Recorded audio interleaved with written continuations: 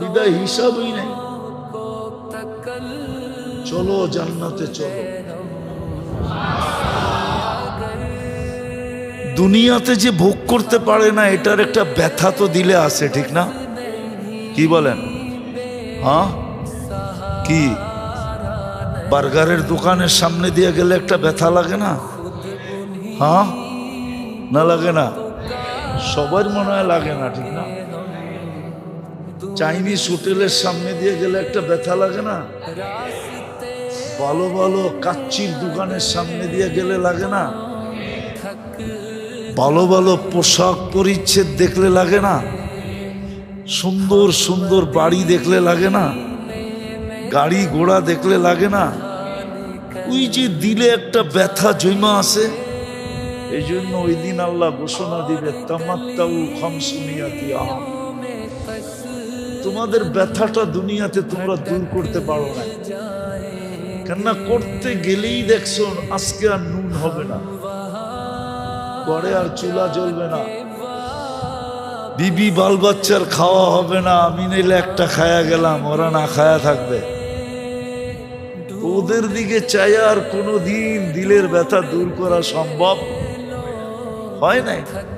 সত্যই তো, আশা তো আশাই থেকে যায়, ঠিক না? হ্যাঁ, ওরকমই আর কি। মাথা ডাকলে পাও খুলা যায়, পাও ডাকলে মাথা খুলা যায়। আল্লাহ বলবে তোমাদের আশার ব্যথা আমি দূর করব।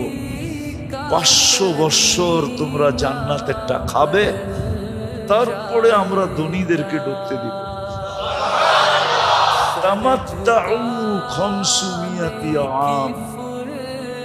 জান্নাতের নিয়ামত তোমরা 500 বৎসর ভোগ করো।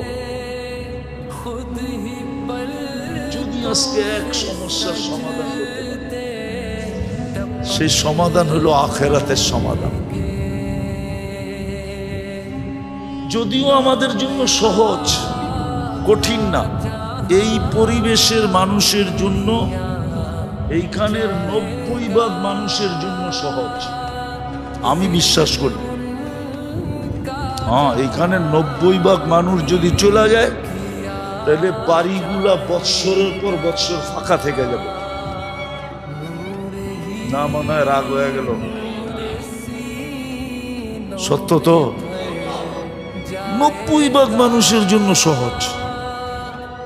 কসম খোদার, আমার কথা মানেন, আজকে সহজ আমাদের, কিন্তু একটা বাধা আছে, আমাদের মন এই কথাটাকে মানতে দেয় না।